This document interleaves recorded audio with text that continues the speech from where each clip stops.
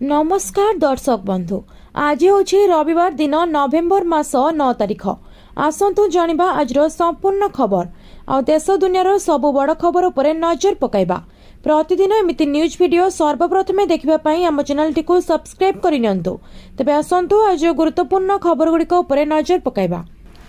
आजर प्रथम खबर अछि पुणी वर्षा रे भिजिबो ओडिशा। आसुछि डबल लघुचाप। गोटे लो प्रेशर 14 तारिख में अन्यटी 19 तारिख में हेब संभावना।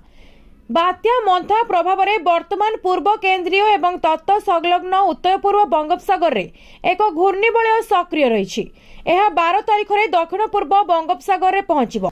सेपटे टाइफोन कालामायगेर जहाँ फिलिपीन्स प्रभावित करिबो तार अवशिष्टांश बंगोपसागर रे अंडमान सागर अंचल को अग्रसर हेब।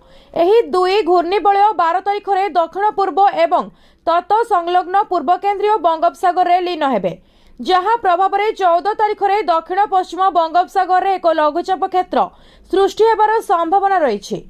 तेबे लघुचाप प्रभाव में राज्य में वर्षा हेब कि नहीं ताहा जणा पड़िनी। अन्यपटे 19 तारिख आड़कू आउ एक लघुचाप संभावना रही। घूर्णिबलय प्रभाव में अधिक अंडमान रे दक्षिण अंडमान रे लो प्रेशर नहीं पूर्वानुमान करिछि पाणीपाग विभाग। तेबे एही लघुचाप उपरे नजर रही। सेपटे राज्य को फेरुछि शीत। 14 तारिख रु 20 तारिख मध्य राज्य में शीत लहरी अनुभूत हेब।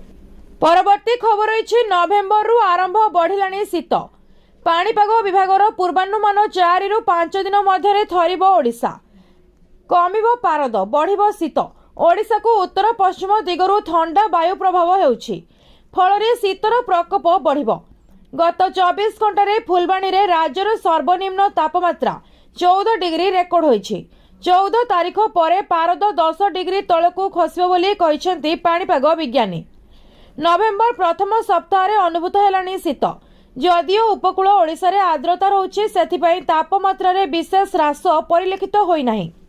किंतु पश्चिम आभ्यंतरण एवं दक्षिण ओडिशा रे पारद यथेष्ट कम रहुछि। आगामी 4 रु 5 दिन मध्य पारद आहुरी खसिबा नै पूर्वानुमान करिछि पाणीपाग केन्द्र। फल राज्य में प्रबल जाड़ अनुभूत हेब। वर्तमान ओडिशा को उत्तर पश्चिम दिगरु ठंडा वायु प्रभाव हेउछि। वायुमंडल जलीय बाष्प भी कमिछि, फल तापमात्रा भी कमिछि। तेबे 14 तारिख परठारु शीत बढ़िब। विशेषकर पश्चिम ओडिशा रे तापमात्रा कमिब, शीतर प्रकोप अधिक रहिब बोली कहिछि पाणीपाग विज्ञानी। परवर्ती खबर अछि डेरी न करी एका मुहरे जांतु अलंकार दुकान। विवाह सीजन ले हठात एते कमिगला सुना दर। रूपा भी हेला सस्ता। विवाह सीजन फिका पड़िला सुनार चमक। आज पुणी कमिला सुना रूपा दर। विश्व स्तर में चलिथिबा अस्थिरता मध्य गत किछि दिन धरी सुना एवं रूपा मूल्य ह्रास पाउछि। विशेषकर पर्वपर्वाणी शेष हेबा परठारु एही मूल्यवान धातु गुड़िकर मूल्य ह्रास पाइछि। गोटे दिनर वृद्धि पर आज पुणी सुना मूल्य ह्रास पाइछि। नवेम्बर 8 तारिख सकाळे राजधानी दिल्ली रे 24 कैरेट सुना प्रति 10 ग्राम 1,22,160 टंका बिक्री हेउछि, जहाँ पूर्व दिन तुलन में ह्रास पाइछि। कम मूल्य अधिक लोकंकु सुना प्रति आकर्षित करिपारे, जहाँ फल एहार चाहिदा वृद्धि पाइ। दिल्ली रे 24 कैरेट सुनार मूल्य प्रति 10 ग्राम 1,22,730 थिबा बेले 22 कैरेट सुना मूल्य प्रति 10 ग्राम पिछा 1,12,510 टंका। भुवनेश्वर रे 24 कैरेट सुना मूल्य 1,22,020 टंका थिबा बेले 22 कैरेट सुनार दाम 1,11,850 टंका कारोबार करुछि। उपरोक्त सुना रेट रे सूचक एवं जीएसटी, टीसीएस एवं अन्यान्य देय मिसी नाही। सठिक रेट पाई आपणकर स्थानीय अलंकार सहित जोगाजोग करंतु। परवर्ती खबर अछि 15 वर्ष धरी करिसेंती प्राइवेट चाकरी, तबे आपणको मिलिबो एते पेंशन। हिसाब जानंतु। आपण एक घरोई बा प्राइवेट चाकरी करंती, तेबे आपण पेंशन पाई मध्य हकदार। एही पेंशन ईपीएफओ रो ईपीएस अधीन रे प्रदान करा जाय। बेसरकारी एवं पीएसयू रे कार्यरत कर्मचारी माने पीएफ काटी पांती। एही अवदान कर्मचारी एवं नियुक्तिदाता उभयंक द्वारा करा जाय थाए। एवं अवसर परे आपण एक पांठी पांती एवं 58 वर्ष परे आपण ईपीएस अधीन रे पेंशन पाइबा आरंभ करिवे। ईपीएफओ रो ईपीएस योजना अवसर रे घरे घरोई क्षेत्र रे कर्मचारी मानकु नियमित मासिक पेंशन प्रदान करिबा पई डिजाइन करा जायछि। यदि आपण 15 वर्ष पई काम करंती एवं आपणको प्रति मासरे पीएफ काटी दिया जाय, तबे आपण केते पेंशन पाइबे।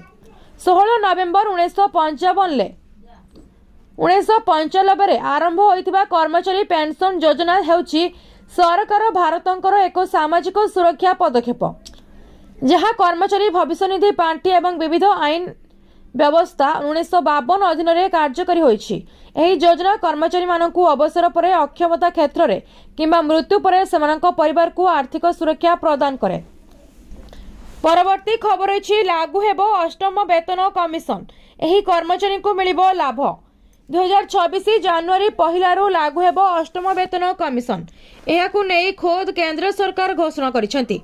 मात्र 18 मास मध्यरे अष्टम वेतन आयोग रिपोर्ट दाखल करिवे। सब किछि सठिक ढंग रे चलिले 2026 जनवरी 1 तारिख रु अधिक दरमा पाइबे कर्मचारी।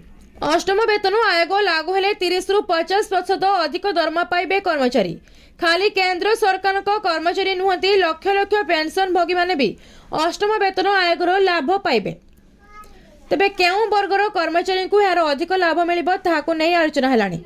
कमिशन लो सदस्य माने फिटमेंट फैक्टर माध्यम रे दरमा केते वृद्धि पाइबे ताहा स्थिर करिवे। कारण लक्ष लक्ष कर्मचारी माने अष्टम वेतन कमिशन को नहीं बहुत आग्रही अछंती। अनेक लोक द्वंद्व अछंती जे अष्टम वेतन आयोगर लाभ केउ चाकरिया को मिलिबो। एथिरे विभिन्न क्षेत्र रे कर्मचारी माने अंतर्भुक्त केउ कर्मचारी माने अष्टम वेतन आयोगर लाभ पाइबे ताहा जानिबा जरूरी। अष्टम वेतन आयोगर सीधा सड़क लाभ केंद्र सरकार अधीन रे कार्य करुथिबा कर्मचारी को मिलिबो।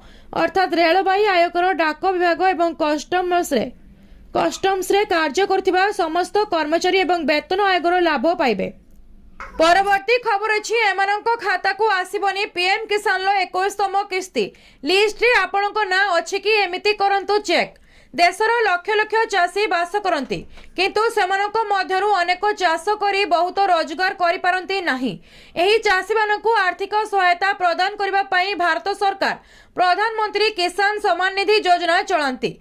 एही योजना अधीन रे योग्य चाषी मानकु वार्षिक 6000 टंका लेखाएं आर्थिक सहायता मिली थाए, जहाँ 3टी समान किस्ती रे सीधा सड़क सेमानक अकाउंट को स्थानांतरित होइथाए। एही योजनार मोट 20टी किस्ती एपर्यंत जारी करा जाइछि। वर्तमान चाषी माने 21तम किस्ती पाई अपेक्षा करिसेंती। तथापि समस्त चाषी एथर एही किस्ती पाइबे नाही। तालिकारे आपनक नाम अंतर्भुक्त कि नहीं जांच करंतु। सरकार पीएम किसान योजना किस्ती पाई किछि योग्यता मानदंड स्थापन करिसेंती।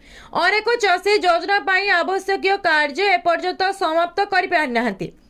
जेउ चाषींकर आधार कार्ड लिंक होई नाही, जेउ मानकर बैंक अकाउंट रे भूल सूचना अछि किंबा जेउ मानकर ईकेवाईसी समाप्त होई नाही सेमाने 21तम किस्ती पाइबे नाही। पीएम किसान पोर्टल रे एपरि अनेक अकाउंट को अस्थायी भाव होल्ड करा जायछि। परवर्ती खबर अछि आसिला बड़ खुशी खबर। सुभद्रा योजना को नहीं मिलिबाकू जाउछि। सुभद्रा तृतीय किस्ती टंका जाहाकू मिलिनी तांकू पुणी थरे मिलिबो। जो माने गत थर पाई नाहंती तांकू पुणी मिलिबो तृतीय आ चतुर्थ किस्ती 10,000 टंका। एही हिताधिकारी को मिलिबो गोटिए थर 10,000 टंका। शीघ्र जानि नियंतु आपण मानकू टंका मिलिबो कि नाही। उप मुख्यमंत्री प्रभाती परिड़ा एही अवसर रे कहिथिले जे एही षष्ठ पर्याय रे जो महिला माने आ 21 वर्षर ऊर्ध्व युवती माने मार्च 31 सुधा आवेदन करिथिले एवं योग्य विवेचित होइथिले सेही महिला और युवती माने एही आर्थिक सहायता पाइछंती। आउ तांकर अकाउंट रे 10,000 टंका जाई सारिछि, जहां समानकर आर्थिक कारोबार को सहयोग करिबो बोली सरकार कहिछंती। जो माने वर्तमान सुधा भी सुभद्रा योजना रो टंका न पाई वंचित अछंती सेमानको पुणी एही तारीख रे एकाथरे 3टी किस्तीर 10,000 टंका मिलिबो बोली राज्य सरकार कहिछंती। जो माने सुभद्रा योजनार प्रथम द्वितीय और तृतीय किस्ती पाई सारिछंती सेमानको केवल चतुर्थ किस्ती 5,000 टंका मिलिबो बोली कहिछंती उप मुख्यमंत्री प्रभाती परिड़ा। आपण माने पाइछंती कि नाही टंका हमको कमेंट करी निश्चय जणांतु। परवर्ती खबर अछि एबे बिना बैंक अकाउंट रे भी चलिबो यूपीआई। छोट पिला भी करि परिबे ऑनलाइन पेमेंट। जानंतु पूरा प्रोसेस। बदलुथिबा प्रजुक्ति विद्या को ध्यान रे रखी RBI junior payments private limited को डिजिटल वॉलेट सेवा आरंभ करने को अनुमति देछि। आज भारत विश्वर सबुठारु बड़ डिजिटल पेमेंट यूजरकारी मध्य अन्यतम। छोट दुकान रो बड़ मॉल पर्यंत लोक माने एबे ऑनलाइन पेमेंट व्यवहार करुछंती। आजिकाली प्रत्येक दुकान रे डिजिटल पेमेंट उपलब्ध। डिजिटल पेमेंट करबा पई पूर्वरु समस्त को एक ବ୍ୟାଙ୍କ ଆକାଉଣ୍ଟ ଆବଶ୍ୟକତା ପଡୁଥିଲା, କିନ୍ତୁ ଏହି ନୂତନ ଆରବିଆଇ ପଦକ୍ଷେପ ଅଧୀନରେ ନୂଆ ବ୍ୟାଙ୍କ ଆକାଉଣ୍ଟ ନଥିବା ୟୁଜରମାନେ ମଧ୍ୟ ଅନଲାଇନ୍ ପେମେଣ୍ଟ କରିପାରିବେ। ଆରବିଆଇ ଖୁବ୍ ଶୀଘ୍ର ୟୁପିଆଇ ସହିତ ଲିଙ୍କ ହୋଇଥିବା ଏକ ନୂତନ ଡିଜିଟାଲ ୱାଲେଟ୍ ଜୁନିଓ ଲଞ୍ଚ କରିବ। ଏହି ୱାଲେଟ୍ ବ୍ୟାଙ୍କ ଆକାଉଣ୍ଟ ନଥିବା ୟୁଜରମାନଙ୍କ ପାଇଁ ମଧ୍ୟ ଉପଲବ୍ଧ ହେବ।